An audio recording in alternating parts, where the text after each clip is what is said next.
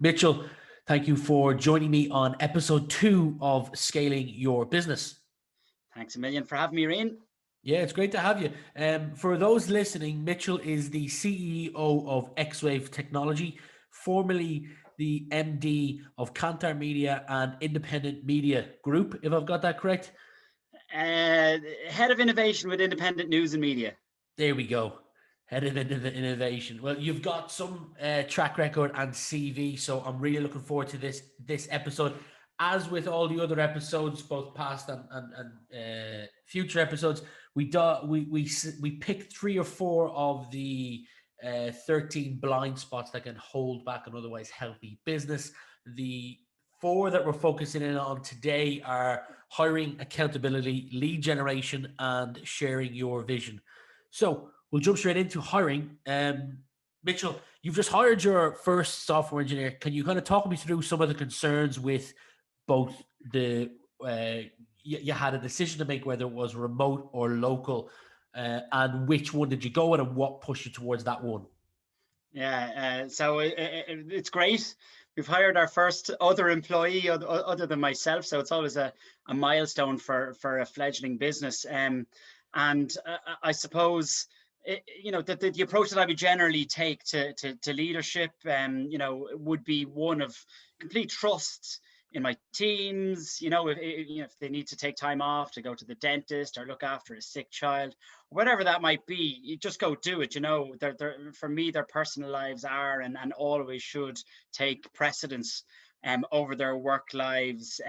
So I suppose leaders aren't babysitters. They shouldn't be doing all of the kind of micromanagement. I've enough babysitting to be done at home. So I suppose it's always that approach has always been kind of built on complete trust and let them manage themselves and really just be there to support them whenever required. But it always has been in an office environment with some, structure and an element of kind of flexible working. So it really is a test of, I suppose, my leadership beliefs to take that step further into, hiring somebody that you might only see once a year, in terms of a remote worker, somebody who mightn't be in the same city or not even in the same country as you. And I suppose when we were having that kind of conversation, myself and some of my co-founders, would we consider hiring somebody remote? At the end of the day, all the discussions came back to where talent and the ability to find the right talent has to take precedence over any other consideration. So we just went with that kind of single-minded approach to the hire. I've never managed somebody who's entirely remote. So to get comfortable with that idea, I suppose I've talked to colleagues of mine who would have that experience and other business leaders, and particularly the year of 2020, loads of them have had that experience. And I think everybody's finding that it's grand. There's a little bit more structure you might need to put into place, but overall, it's fine. And it really is all about finding that right person who you can trust, and being able to find the best way of kind of supporting them. And you do have challenges around as you scale up, around kind of communicating the culture. I think that's going to be a big challenge, again, talking to other kind of founders who are in the scaling process now. They're having challenges not about getting the work done, but actually communicating the culture. And getting buy-in from employees around the world. So that's maybe some of the future challenges. But in terms of, I'm still nervous taking on this person remotely, but we've hired somebody who's brilliant, and they were the best of the bunch, and they're in a different country. So I'm kind of looking forward to seeing how it goes. Amazing. Yeah, no, amazing. Interesting. You mentioned communication. I want to ask you a couple of questions around that, because I was listening to another podcast. We have a partnership with Gong Artificial Intelligence, kind of revenue intelligence, and the CEO said that the jump between 120 employees and above is where the communication line breaks. And it's always interesting to hear how those companies manage the communication. Suppose you're not at that 120 employee stage just yet. It'd be amazing where it's a challenge for most at the moment, separating the work from home environment. I'm lucky enough that I rented a small office, about a 15-minute walk. So still live in the same village, but get to walk to work every day. So there's that feeling of you going to work. I was on a call a while ago, and they were talking about people getting in their cars, driving around the block where they live and getting back out to have the experience of going to work. Crazy. Talented people, it's always good when you kind of hit the jackpot on talented people. They say that the cost of a bad hire is 5 times their annual salary. And having hired people before, I know how scarce the market is for talented people. How do you recruit? Do you go to an outside board to look for help? You mentioned co-founders. Do you just get together and you picked one thing that was most important to you? Like, talk me through the idea of when you decided you wanted to hire that engineer. How did you go about hiring them? Yeah. So first and foremost, I am not an engineer, and I'm slightly technical, but not at all to the extent that I would need to be. So the first very fortunate structure that we have in place is I have a consultant CTO. So he's the CEO of a development company, and they've been leading the development of our technology to date, our xRefer radiology referral platform. And that's been hugely valuable. So again, any other startup founders who are probably in the same position as me, they might have a commercial background and have hit on this really great idea, but they don't have a technical co-founder. I would hugely recommend at least trying to find a consultant CTO, who's not maybe coming on board full-time, but you can go to with these questions.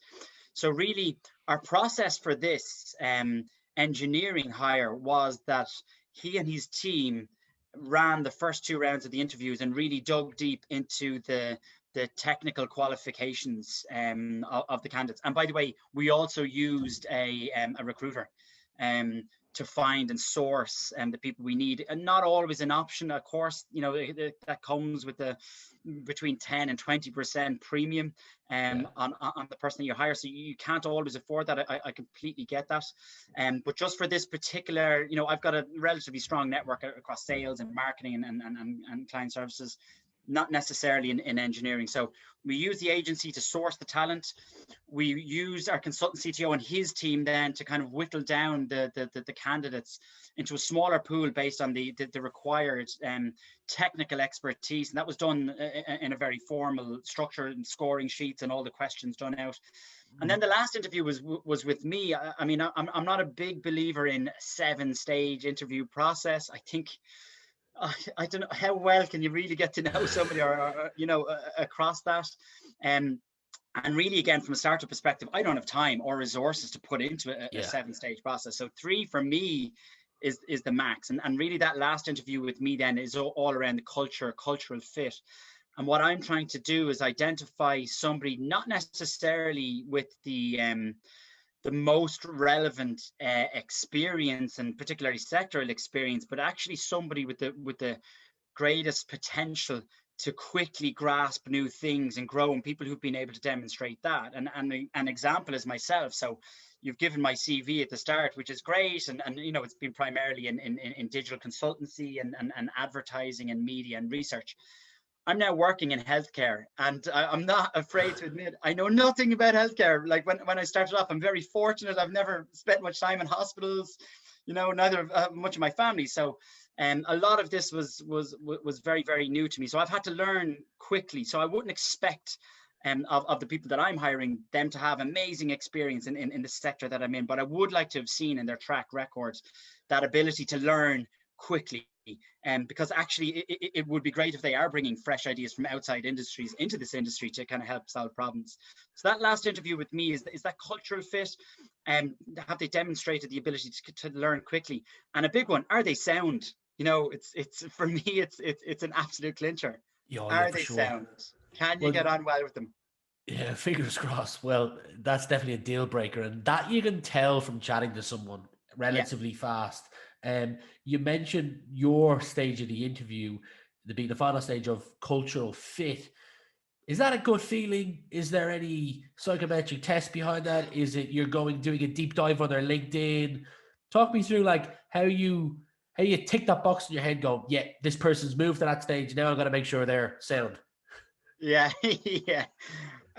Like I'd love to tell you that I had a process behind this, but I don't. Like honestly, it generally is a lot of gut instinct, a lot of Yeah, talking to the person. I mean, you know when somebody's kind of like everybody's a bit nervous in an interview, and you make absolute leeway for that. I'm a kind of an open and informal person myself, and so I hope they feel comfortable. And quickly, then you just through conversations with them, um, surface the kind of traits that you're looking for, and really it is gut. And ideally, you would have somebody else in that interview with you who you can bounce that off. Like, I thought this was great about them, I thought maybe this wasn't. In this instance, I haven't had somebody to kind of bounce this off. And typically I will, but again, I'm the only full-time yeah. employee here at the moment, and to do it with. But I mean, again, when you've had a good track record, and I luckily have, in terms of hiring on primarily gut instinct, um, you kind of tend to trust it. But that's not to say that it doesn't always work out. No, no, no. I great story and good instinct. It's probably the reason why I am where I am. My father, Paul Lanigan, founded Sandler, the franchise in Ireland, 19 years ago. The first one outside of North America. He at the stage they didn't have any tests that franchise owners took to see, would they make a good franchise owner? And they did a year afterwards. So he took it and he ranked like lowest of the low, dangerous, do not buy this franchise, you'll fail at it.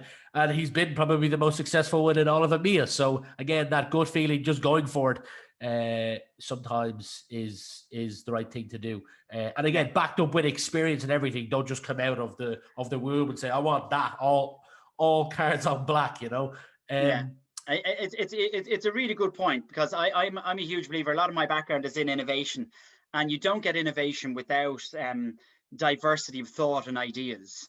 And again, it's the problem that so many businesses fall into.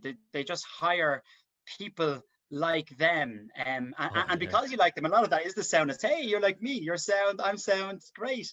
So you really need to be wary of that, and it's something you always have to check in yourself, those unconscious biases towards people who are like you. But actually, from an innovation perspective, they actually can hinder innovation, and people who again have come from different industries with different experiences and different thoughts can bring so much rich ideation with them, that really that's kind of what you're trying to look out for as well.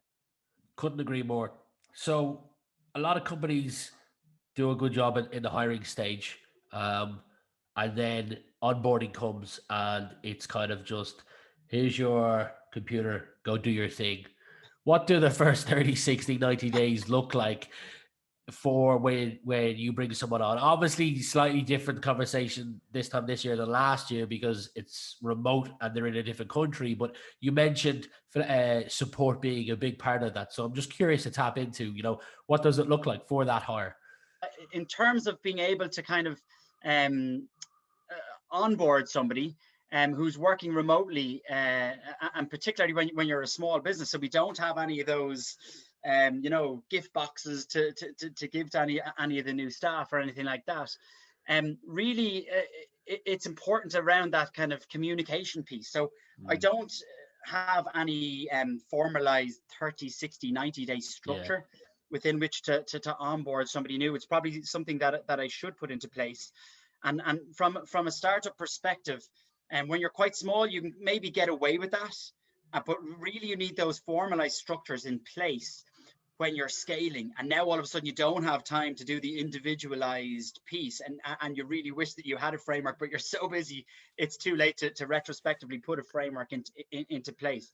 So it's something that 100% we need to put into place.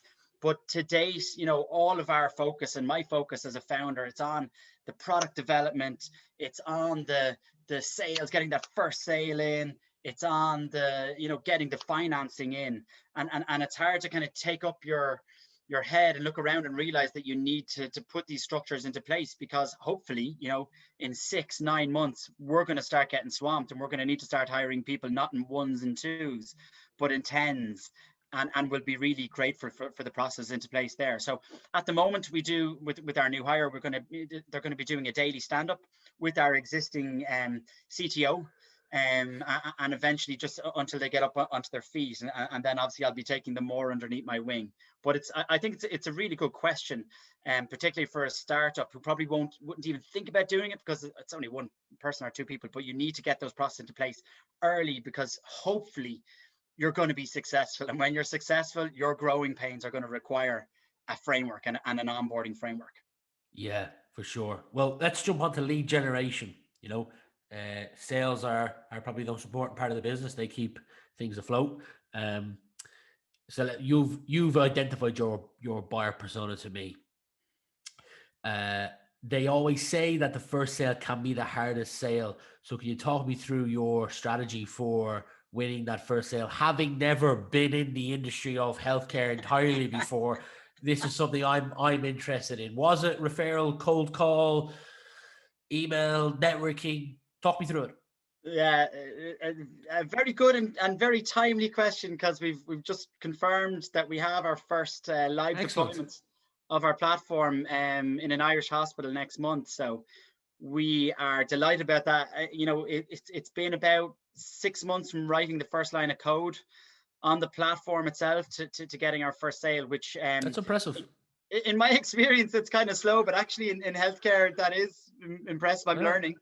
In our industry of coaching and consulting, it says 9 months to getting your first customer. So congrats. Right. No, thanks a million for that. And again, I'd love to be able to give myself the pat on the back for being an amazing lead generator, but it's not. I mean, I'm incredibly lucky that my co-founders, although they're not involved in the day-to-day, I've got co-founders from across technical, as I said, in our consultant CTO, financial, but also clinical. So we were set up by some of Ireland's leading radiologists, and those are the people who've actually identified the problems that we're looking to solve. I mean, they're the ones who are living the problem every day. The problem, like, patients who are being referred incorrectly for scans, for X-rays or MRIs or CTs, inefficiency across the entire system in terms of how the scans are being ordered, wasting scarce time and resources. We know that the hospital and healthcare system is screaming out for extra consultants and money, and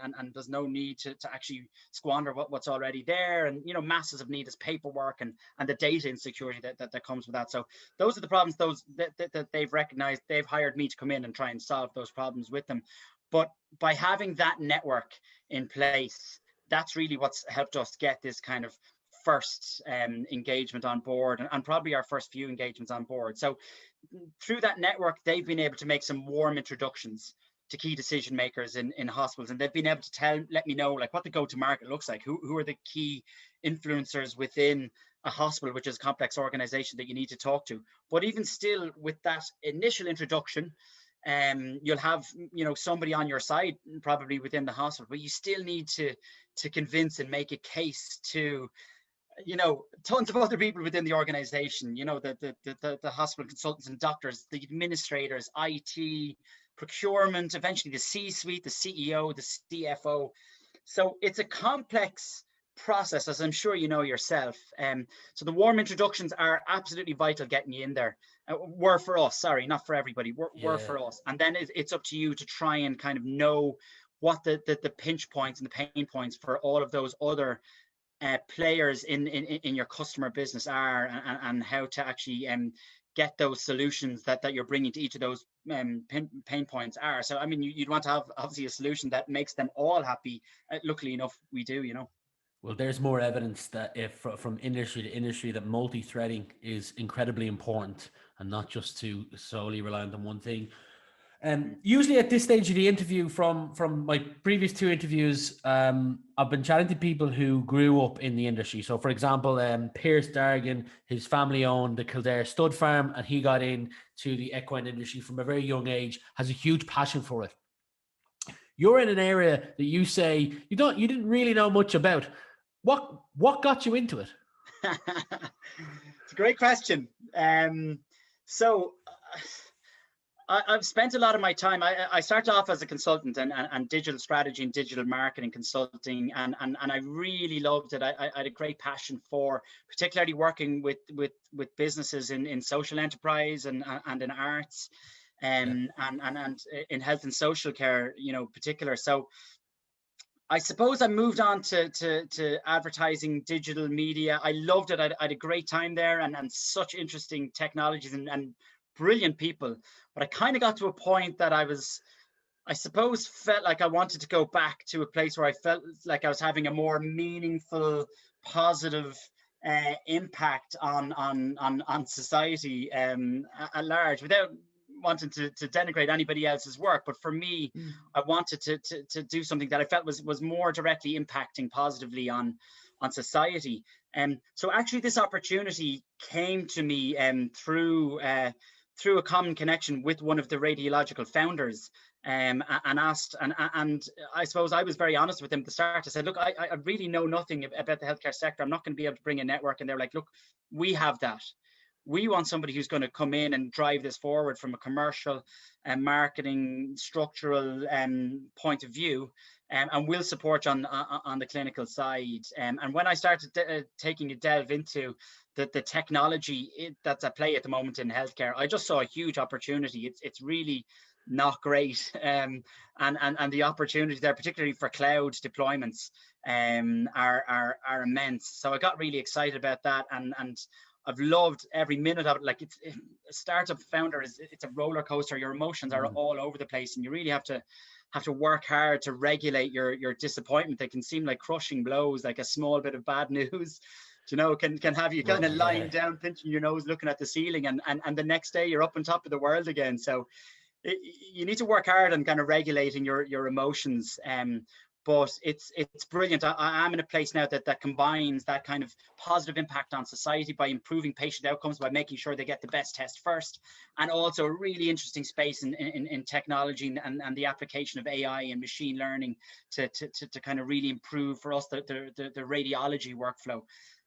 So yeah, so far so good. So the passion is there. I can feel it. And I Oh, can see 100%. Yeah, no, it's absolutely brilliant. I mean, I'm learning so much. Again, you can feel swamped, but I love that. Again, you get to a point in your career where if you feel like you're not really learning that much anymore, yeah, you need to take a look at yourself and see what you need to do to start learning again. And I suppose I'd almost found myself at that place. And so I'm like a kind of child again here with all this knowledge I'm kind of being able to kind of absorb and again bring my experiences from the past into, like, well, this is something I've done before, and bringing a fresh perspective into this industry. Interesting. Well, I sold my previous business. I brought a co-founder on about 18 months ago, and sold August this year. Bought into the Sandler Ireland franchise, 50% owner, and I didn't have that initial fire underneath my ass to pick up and dial. And my initial strategy was, let's create a business that has inbound leads. You're probably laughing at yourself, but that was my initial strategy. Yeah. And about 2.5 months in, I said, I was paying myself one day and I said, probably need to switch from inbound to outbound. if I'm to survive another couple of months or year in this. So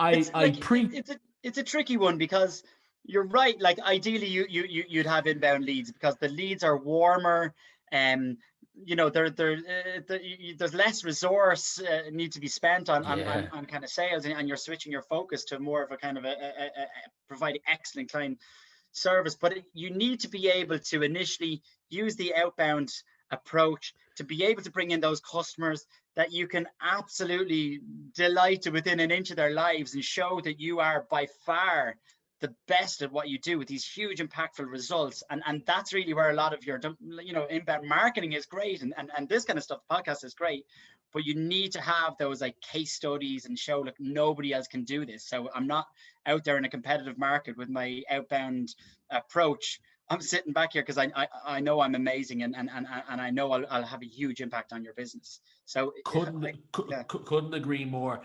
One of the things we teach in Sandler is a cookbook, and if a hands up, I was using it to about 60% of my capability. One day I said, no, I'm switching this fully on, green light, let's go for it. And I use my cookbook, which is the list of daily activities I must do every single day to keep my pipeline healthy and be moving forward. So, for example, I need to have 15 outreaches a day for the ideal buyer persona. I need to follow up with this. I need to ask for this many referrals. And if I follow that, the results will take care of itself. Follow the process, the results take care of themselves. My question to you is, with the cookbook story I've just told, what are your sources to generate leads? Yeah, I absolutely love that approach that you've outlined there, and I'm quite mathematical about my approach to sales as well. When you look back from the sale, like what are the stages involved in it? So working backwards in our industry for our platform, it's sale, but before that is you probably run a pilot. Before that, you've run a live demo. Before that, you've had a meeting or a series of meetings, and before that is your your initial kind of contact with them. And you're right that you need to mathematically decide, well, X leads to X leads to X leads to X, and that's what actually determines your initial overall effort. How many I need to call 100 people here to get one sale, and if I need 10 sales this year, I need to call 1,000 people, and that's what's going to determine my effort. So it's a brilliant approach to it. We're so early in our process that we don't know what those calculations, and you're probably the same yourself. You don't know what those calculations are. No, how constantly many moving them. Sales are converting, but you're right to start gathering that data, and that's something that absolutely will be applying to this business as well. And again, in terms of our lead generation, really lucky that we have a really good network of Irish radiologists who are able to effect those warm introductions. However, our ambitions lie beyond Ireland, and we're looking globally, really, because the problems that we're solving that I've talked about earlier on, they're global problems. And for that, you can't rely on your initial network when it's localized. And for that, I'm relying on strategic partnerships.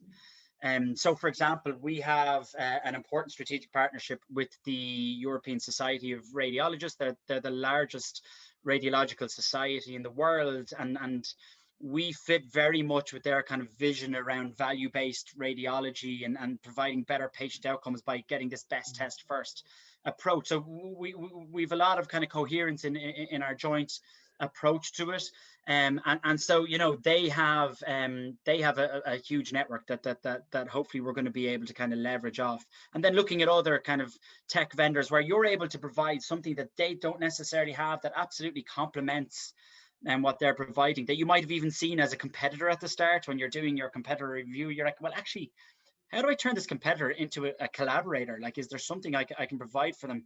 And particularly when they're an international player, you might be able to kind of piggyback in on their existing service. So that's another form of lead generation. And then back to those direct leads where neither of those come into play. Again, I think you're just going back to LinkedIn. And again, I'm delighted to see in the healthcare space, there are a lot of people on LinkedIn that use LinkedIn, and I suppose those would be probably the more kind of tech forward and people more likely to actually adopt your technology if they're already on the platform. So yeah, I suppose those would be the three biggest kind of sources of leads.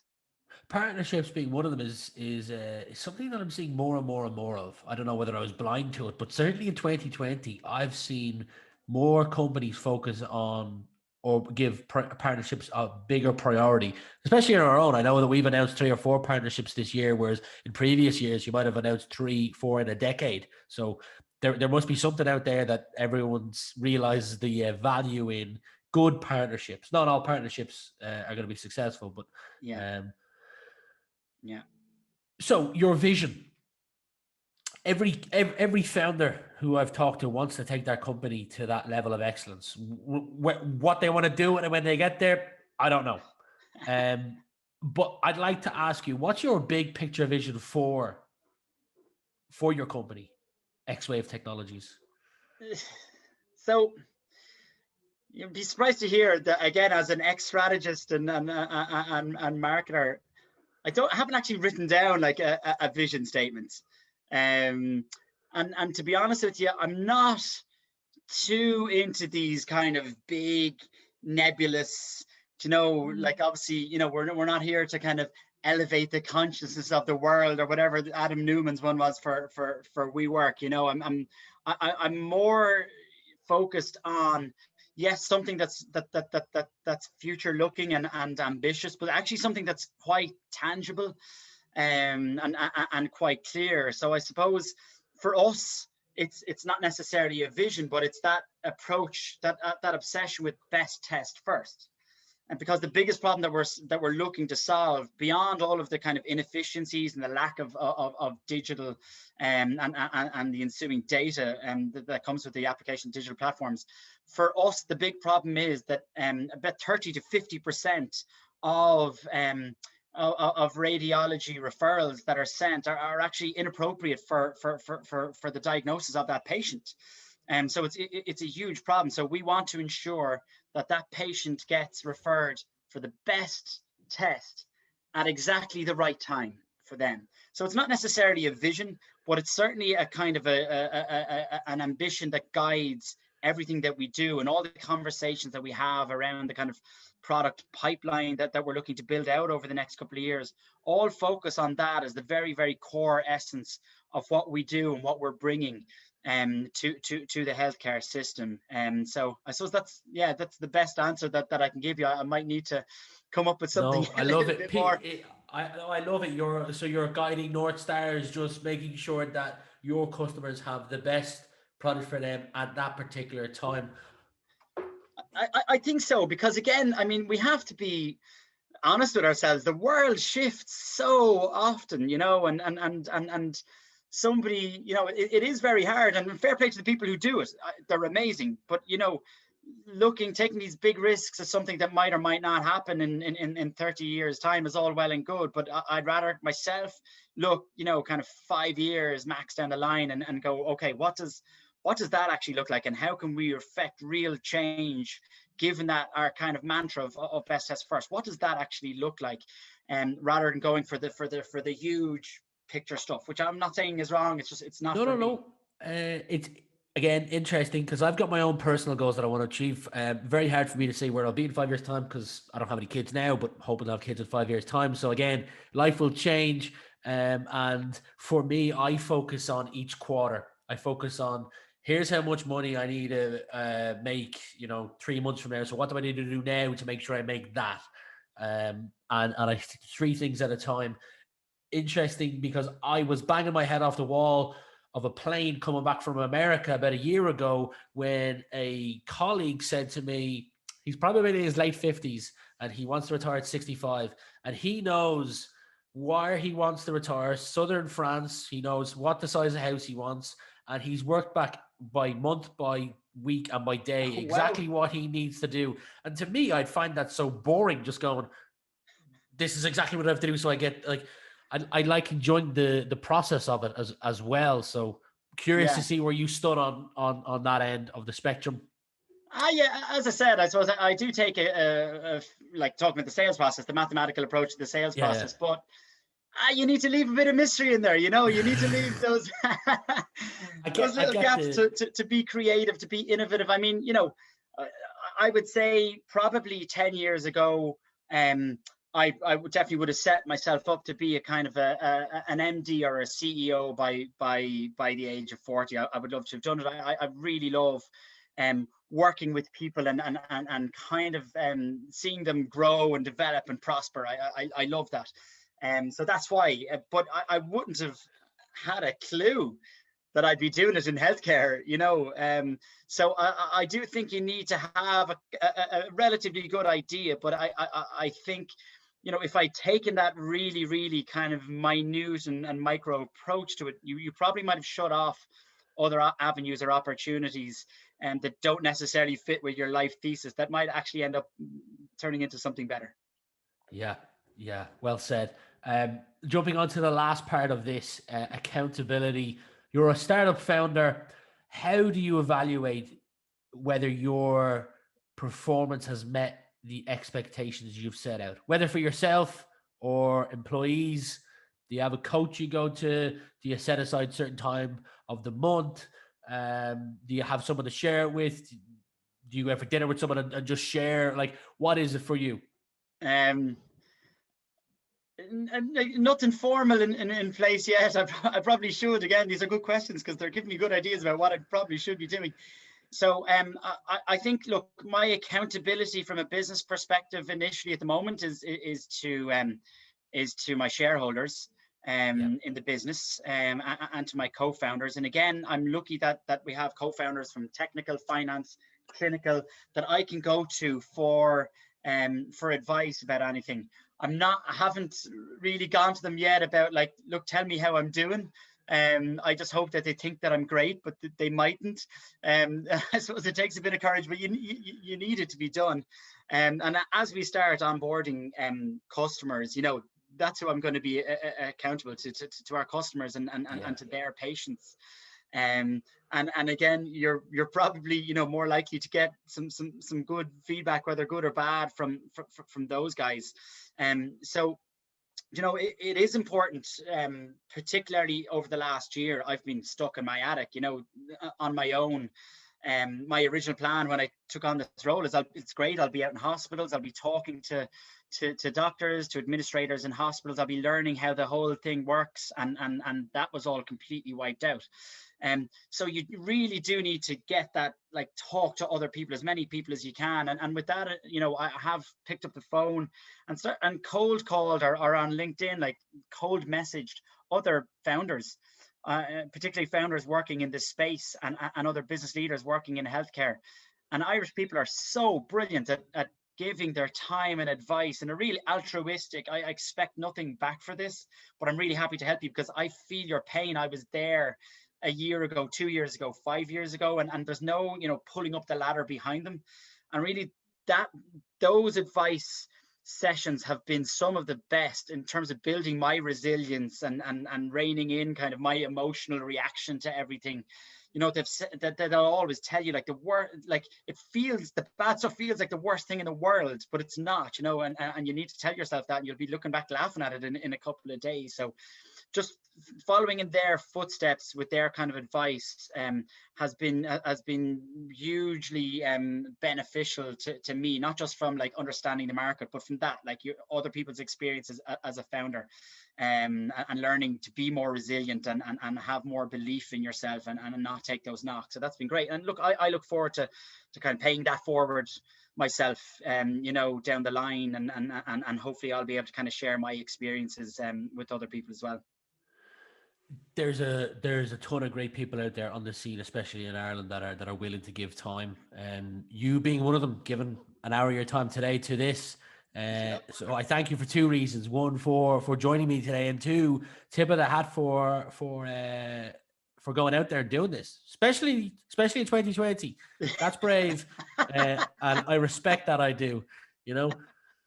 No, and same as yourself as well. You know, you're kind of new in there as well. So best of luck. And I think, you know, it's brilliant to be able to kind of share our experience with you and the other podcast guests, and particularly from a range of different industries and probably different kind of life cycles in business as well. So fair play to you, and best of luck with everything.